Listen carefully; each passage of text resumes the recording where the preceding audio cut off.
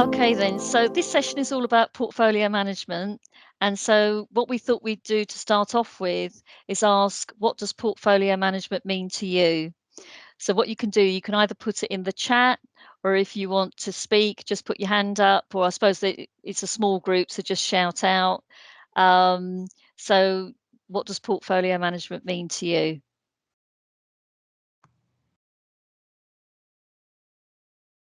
So for me, portfolio management is actually a strategic function that supports the strategic vision and direction of a company to achieve whatever it wants to do.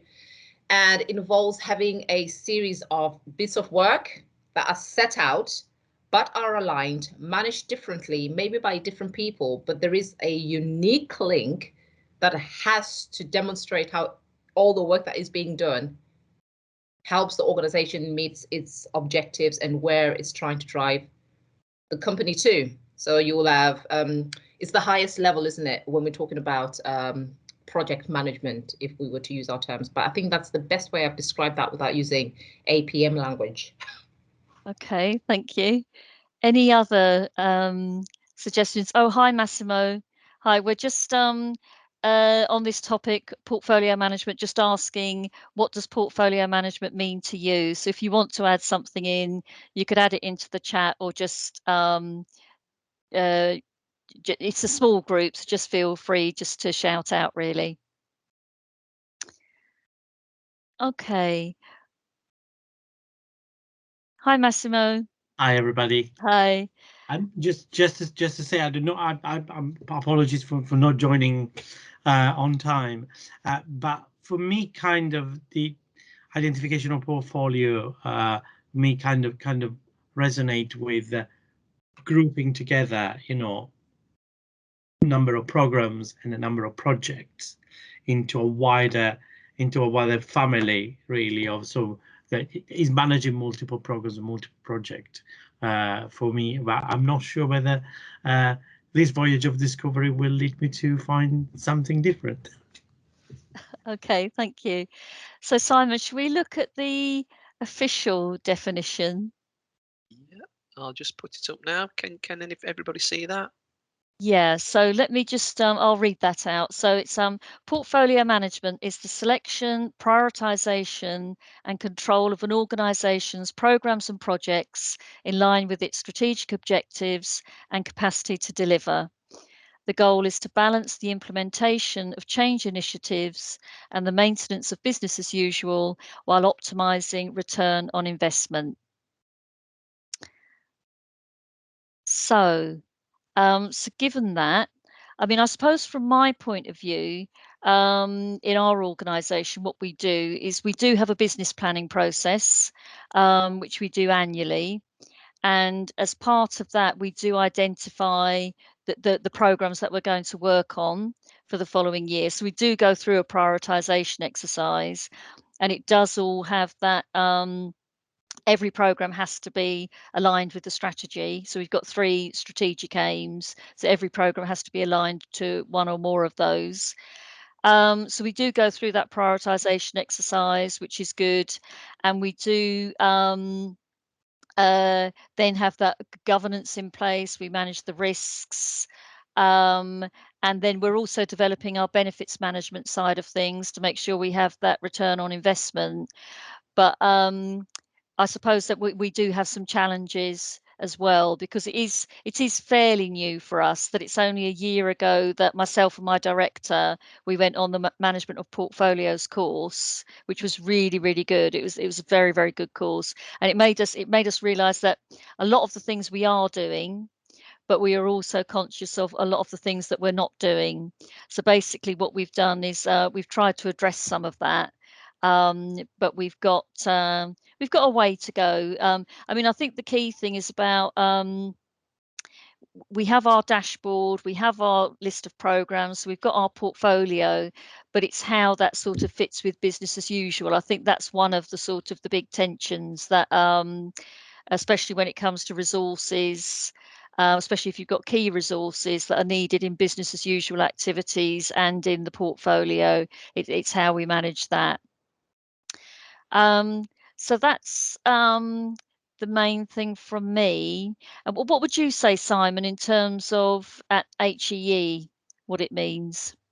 Yeah, I think for me, we quite early on in our development of the portfolio. So what we've defined and what we're using is what they call the P3m3 model, which basically looks at giving you a maturity assessment across 7 key areas, like your resources, which include your capability pieces, your governance, your stakeholder engagement, and everything like that. So as a portfolio, it's about those kind of tools and how we effectively use that within the portfolio to basically drive the portfolio process.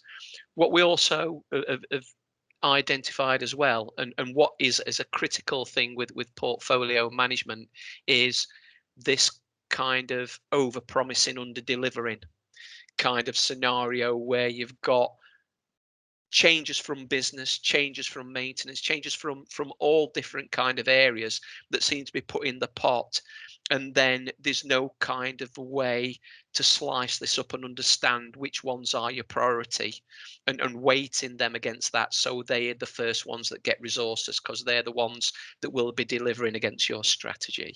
And I think at the moment we're not great at doing that, so we're trying to develop what we call a pipeline process, where there's one kind of gateway into the change management arena to ensure that that kind of impacting across the piece. And when we talk about interdependencies, we've got stakeholders and subject matter experts from our IT area, from our data groups, you know, from all the kind of finance, or all these kind of people, to ensure that we've got a clear understanding of what the impact of that particular change will be.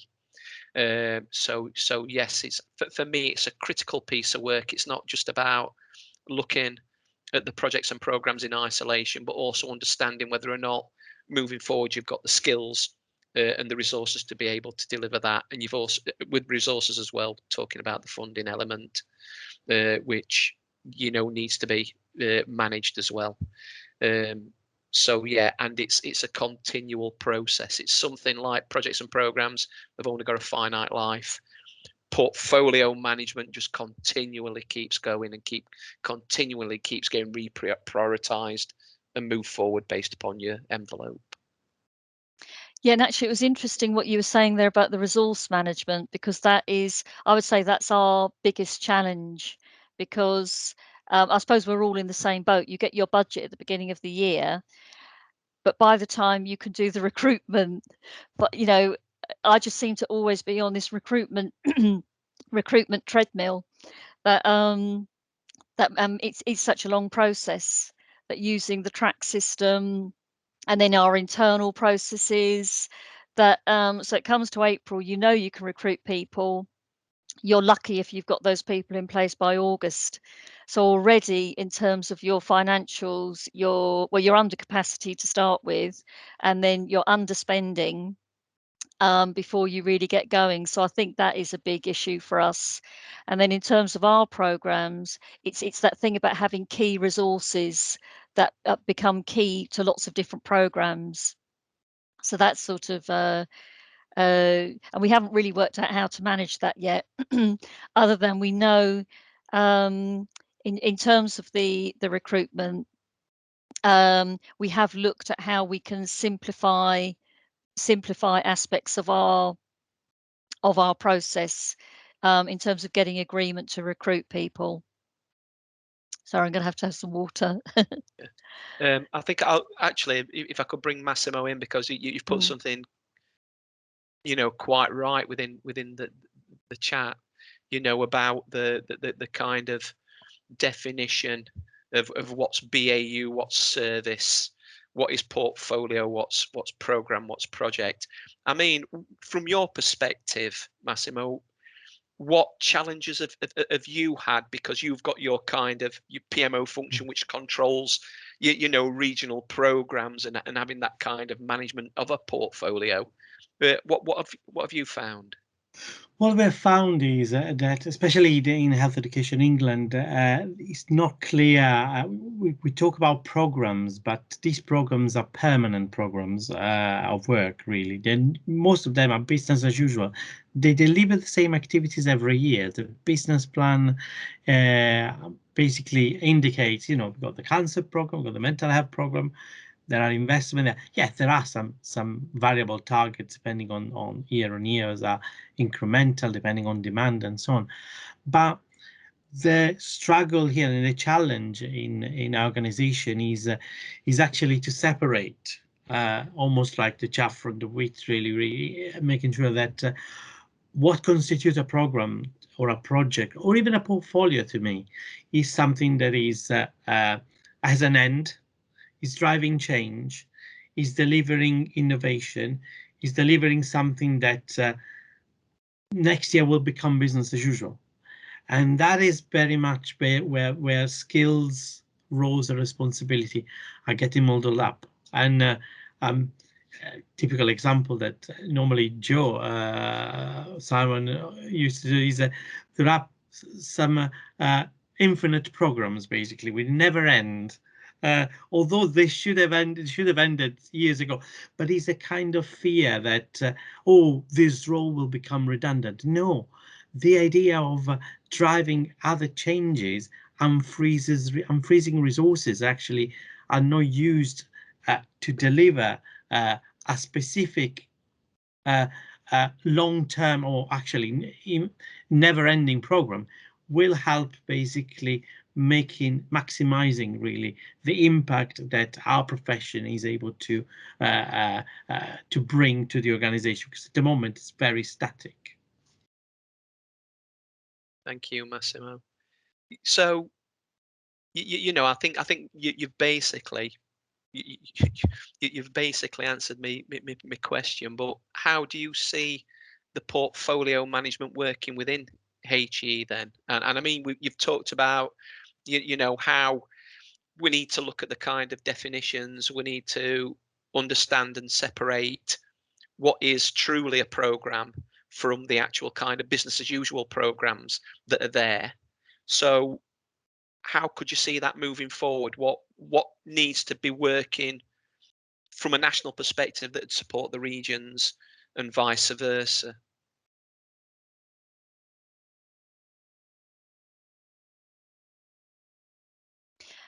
What do you have in health education in terms of making those investment decisions? Who makes those? Do you have an exec committee or a different body like that makes the decisions? Yeah, I think for me this is where the confusion lies, because there's financial decisions that the regional directors have autonomy over. For business as usual, for services, and even for like regional kind of changes. But there doesn't seem to be that alignment with other boards or more national boards to understand the actual kind of overarching impact on those financial decisions and whether or not we are investing in the right things. So for me, we are a mile away from where we need to be as a service, and this is something that Joe Stamford is taking forward with the P3m improvement program, where this is kind of an element that needs to be sorted, as in how budgets are kind of ring fence for different type of change or BAU, because at the moment it's not crystal clear. What about yourself, Catherine?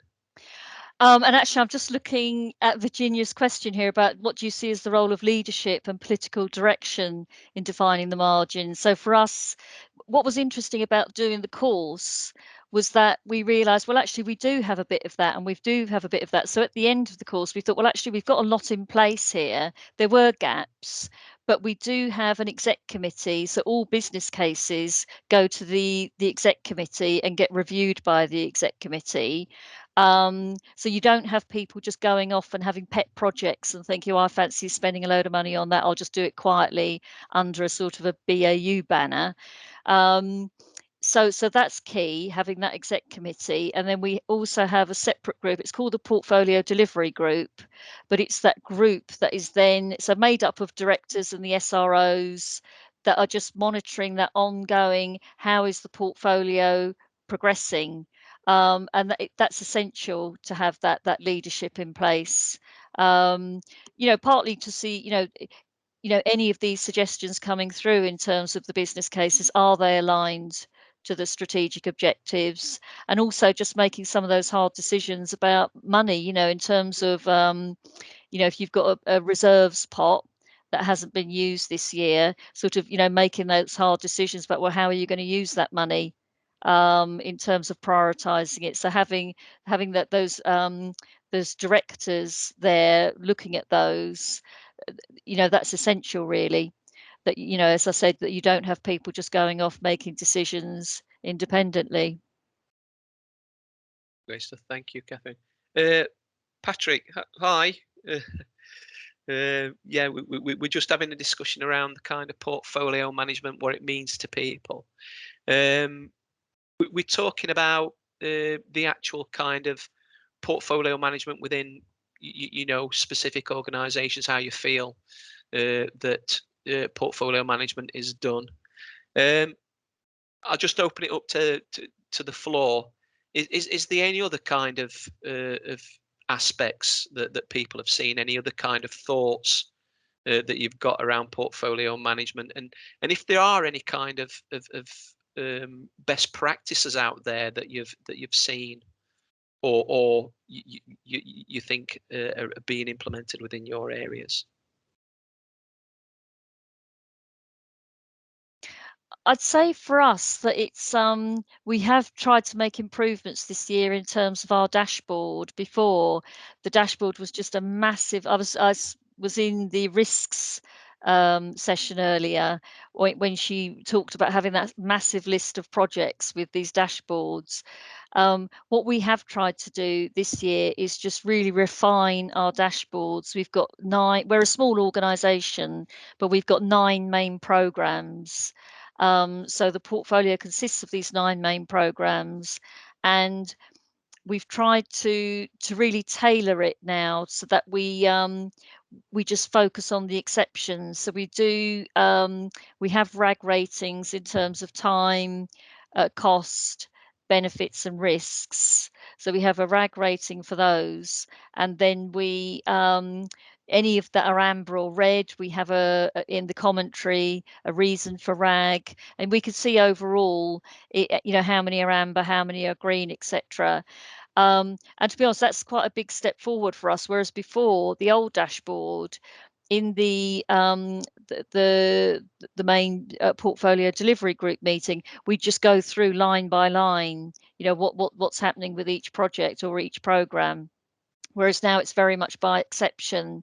So the idea is that the leadership team or the directors are really focusing on those exceptions, also looking at the investment decisions rather than getting down into the weeds of any particular issues with individual programs. Thanks, Catherine. So, my next question, even the processes, and you've reviewed the processes, you've reviewed the documents. How culturally has this been embedded, for yourself? So, the upskilling of the people that will be making the decisions and also providing that kind of information to make the portfolio accurate and work. What has been the journey for that?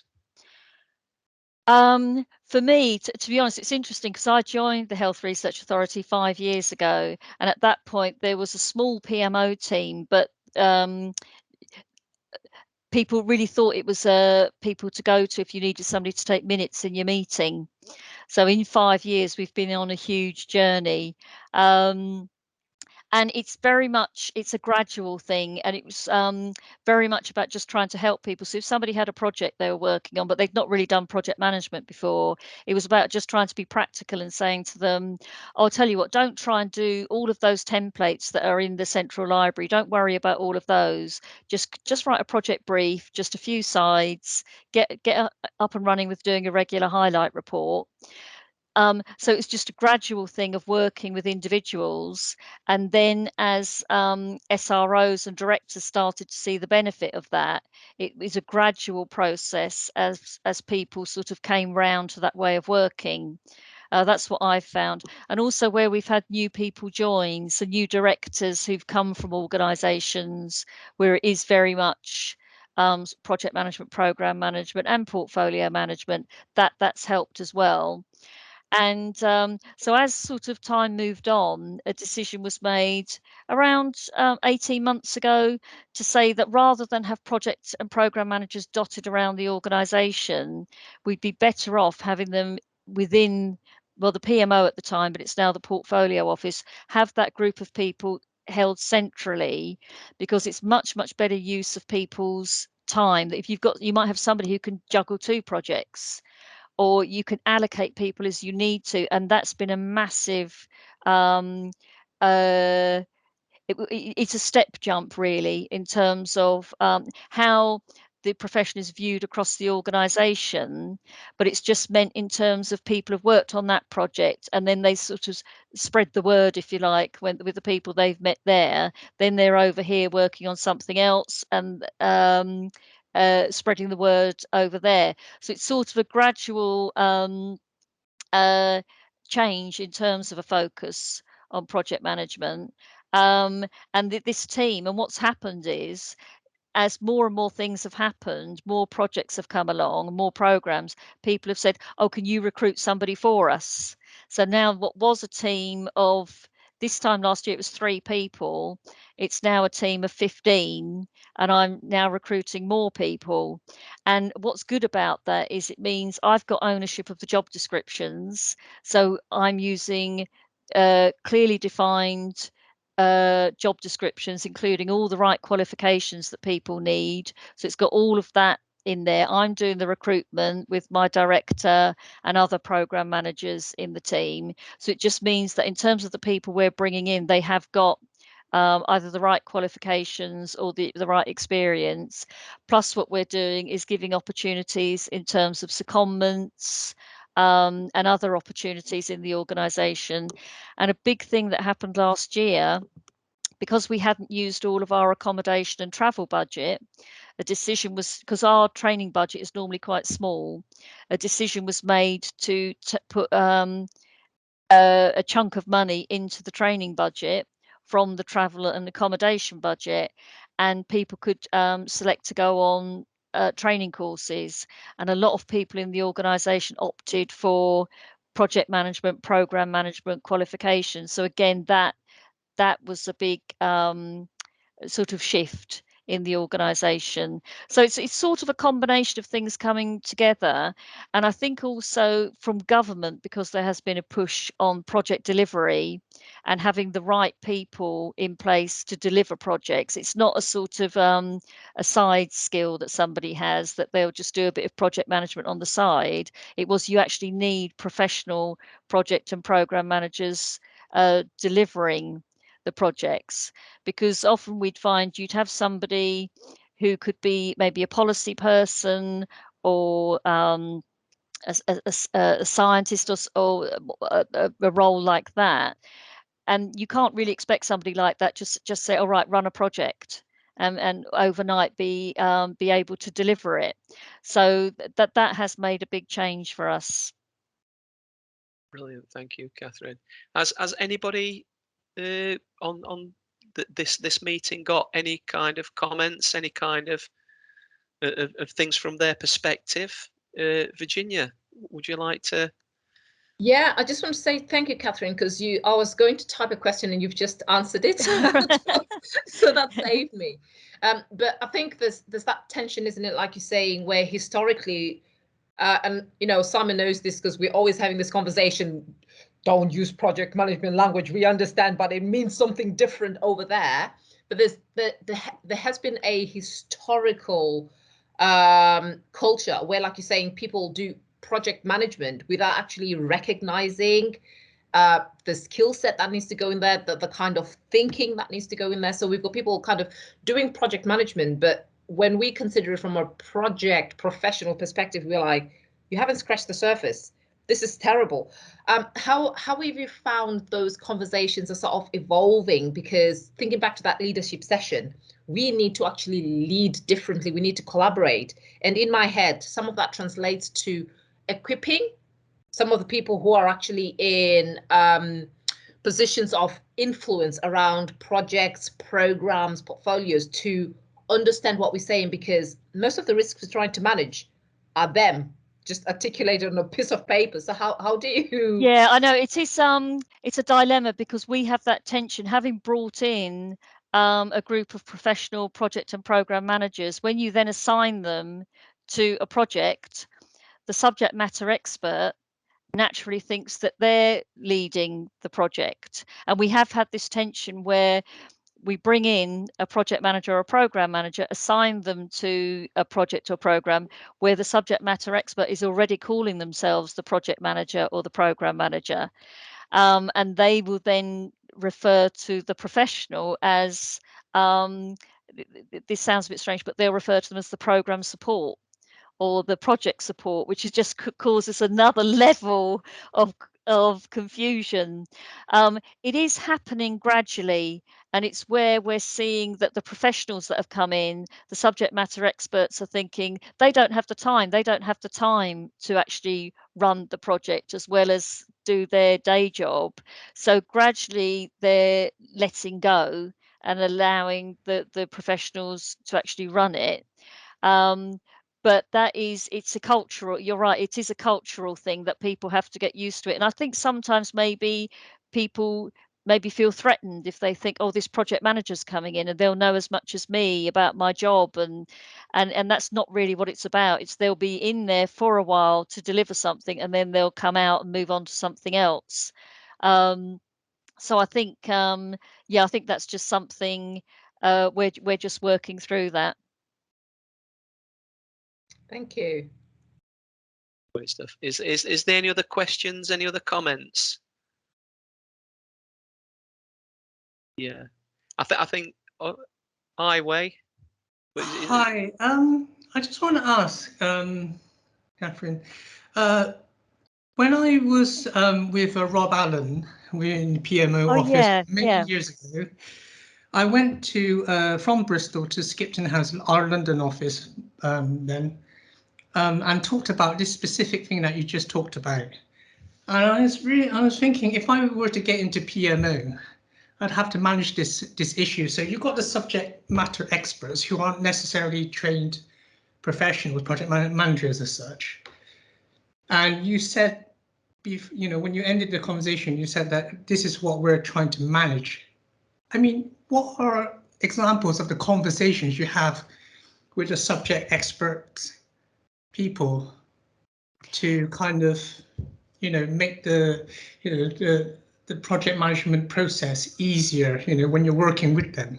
You know, what exactly would you say? What are kind of typical conversations you'd have with the subject matter experts who're so entrenched in their subject that they don't really want to hand over something, but then again, like you said, they're very busy with business as usual? Yeah, I think part of it is just sitting down with them, looking at all the different things that have to be done. And part of it as well is that they might dismiss a lot of the project management deliverables that we produce. They'll just say, oh, that's just a bit of admin.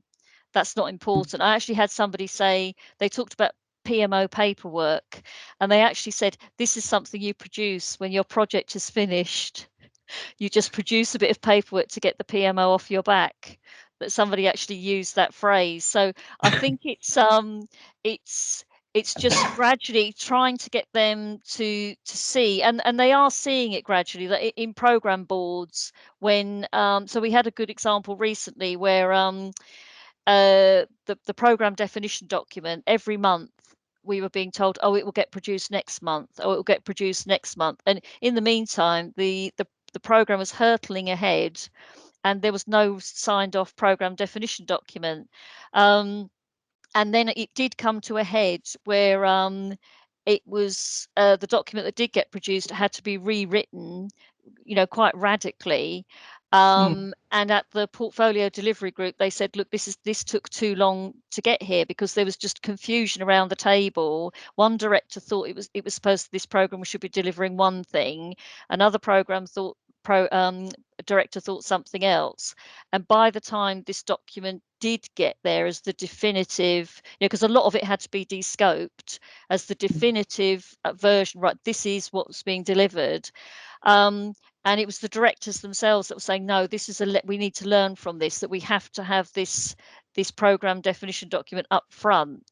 Now, that was a good message coming from the directors to the subject matter experts. So sometimes they have to hear it from somebody who's more senior to them and coming through. That's the leadership bit that Virginia was raised. It's got to come, you've got to have those messages coming from the top, that if it's just somebody on the side, that they'll see, oh, the program manager is a peer to me, I don't really have to listen to what they say. And if they're talking about a program definition document, oh, I don't really know what that is, that's not important, I know in my head what this program should be delivering. I think that's the sort of thing. Really, it's about coming from the top, really, and I think that is gradually happening at the HRA, and it's more and more. I'm seeing it, and I'm seeing it more and more with people who wind back 18 months that they wouldn't really have been supportive, but it is sort of gradually happening, which is good to see. It's about getting everybody at all levels within the project, even stakeholders, to understand what this actually means. So sometimes it's assumed that it's one thing, but everybody has their own kind of silo of thinking when it comes to one particular thing, and it could be very ambiguous. So, yeah, I mean, leadership from the top is very important. Also, clarity. As well. And also some of those deliverables. So the program definition document, for instance, once it's there and it's very clear, these things are in scope, these things are out of scope. Sometimes people who originally thought, oh, this is a waste of time, why are we spending weeks developing this document? Once it's there and it's in place and everybody is on the same page about what the program is delivering, they then see the value of it. And so things like the highlight reports sort of highlight the key risks, highlighting, particular issues. Gradually, once they see these documents in operation, and holistically as well. They'll gradually say, well, actually, that is quite a useful thing to do, because that gave us an opportunity to raise the issue about, we've got a difficulty with this particular resource that's been assigned to another program, but we need it, or that, there's this interdependency with another program. It's sort of that they gradually start to see this as a mechanism to escalate things in a sort of, not in a difficult way, that this is the process, that is your opportunity, make it amber, make it red if you want to, but escalate it so that you get the help you need. So I think gradually people are starting to see how these the project management process is program management is a good thing to have. Yeah, so it's really important to articulate the benefits right from the beginning, because subject matter experts are very, very busy people. So you've got to get this in. Yeah. Yeah, there's a helpful document, not a hindrance. That's the main thing. Because I used to work with just a moment. We used to work with like charities, and I managed a portfolio for every charity. I managed about 15 or 13 2 years. I looked at different aspects of their organization, and we had like 6 areas, like communication, marketing, business planning, community development, how to write bids, networking, partnerships, things like that. And the subject matter experts think, oh, they need to do one thing, or the problem is we're not getting money. But sometimes you have to tell them, what is this organization set out to do? What are the different programs within that? What you need to do to build up all the different objectives that you want to achieve that vision of the group. And then we always start off with like vision, mission, objectives, and then we gradually go into work plan, business plan, liaising with local authorities to secure service level agreements and secure funding elsewhere. And then they start to kind of understand, this is why the infrastructure development is necessary. This is why organization development is necessary. But we wouldn't know that unless we like put something, at a high level first to say, this is what the problem is. This is where we want to get to, but in order to get to there, we need to do these things. And this is the program and portfolio that we need to work through to achieve the goal of the group, for example, every one of the 15 groups in a year. So yeah, I kind of get that from my own experience, but I just haven't done it in an organization like a HRA. But it's really interesting to hear from your perspective as well, Catherine. Thank you. Yeah, and I think for me, you're quite right, and I've had this conversation with Virginia. There's that kind of management of expectations where senior managers are like, well, just go and do it, you know, I go ahead, but without that understanding and clarity and making sure that you initiate a piece of work with clear scope, with clear understanding, with like, right, we will report to you at any particular period, we will escalate these kind of problems to you, your roles and responsibilities around this kind of management of this piece of work. As soon as you've got those things in place and everybody knows exactly what they need to do and why they're actually doing it, you know, will provide that kind of speed of delivery as you move forward through the kind of project or program life cycle. Actually, I'm just looking at Virginia's question here about the risk and return on investment and how brave organisations are at cancelling projects. I have to say, I can't think of any that we've cancelled, although I know we're about to go into our next business planning round. And because we did that proper well, we've always done a prioritisation exercise. Depending on what comes out of the spending review, it's possible that we will cancel something, but yeah, I've not really had any experience of that. Yeah, because I think, I don't know, maybe this is just me, but a view I'm holding at the moment is, again, it might be cultural, historical, the way the public services have been structured. There seems to be this, once we're on this project, we must see it to the end, but we've actually never defined what the end could look like. So the end tends to be, oh, the end must be, we finished, you know, we wanted 10 people sitting in the chair, there's 10 people sitting in the chair. But if somewhere along the line we determine actually there's 3 people in the chair, going further does not demonstrate good return on investment, or something's changed, COVID, I rest my case. There is, for me, there's an opportunity for us to, again, redefine that, isn't it? But again, it's linking back to leadership, personal agendas, because, you know, I need to be seen to have this to completion. But if we find a way of redefining that, in my mind, I see a potential future where we are actually being brave to say, look, this is not working. What have we learned to this point? Let's pivot. Let's do something else. But yeah, I don't know. I'm just wondering about that, because sometimes I look at this and I'm like, what, why? You know, I mean, in theory, with portfolio management, because you do go through that prioritization exercise in terms of all the investments, in theory, we should cancel programs. And it's going to be interesting for us because we've had more programs be because of COVID, actually, or part of that, we've got more going in. So I think it's going to be interesting that it could well happen that some will drop off the bottom, or they'll get sort of maybe later phases of individual programs might get de-scoped. But because we're going through this huge, we're replacing our main systems at the moment. And so we've got all the funding for that. So that has to sort of carry on, and we have to do that.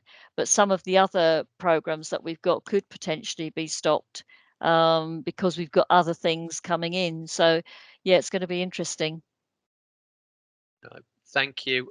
I've just seen the time. You know, we've gone 2 minutes over, but great conversations, great comments. Thanks a lot for your input. Just like to pass over to Tasneem now, just to wrap us up, please. Thank you. So if you guys are interested in any of the resources, they're all available on the platform under the document section. I'm just going to put a few links in the chat box. If you do want to be added to the distribution list, then if you just email that email in the chat there, then we can add you onto that. And please do carry on to connect and chat with each other on the event platform itself. and also join our online community of practice, and the link for that is there, which is currently being refreshed. And everyone, please feel free to join the next session, which is going to be coaching and mentoring, which will be led by Rachel Jenkins. Thank you. Oh, what about the code word? Yes, the end code is connect. Oh, right, sorry. Thank you. Did we have a start code? We did. What was it? I intend to you make were this you was here, Virginia. I remember. I'll this send you a personal chat. gamification. I'm bouncing between 10 and 12. I'm like, this is going to be my focus, not the content. Yes, I'll send you something through. Thank you. Okay. Now, this has been a great session, guys. Thank you so much. Okay, thank you. Thank right, you. bye-bye. Thank you. Bye. Thanks very much. Bye.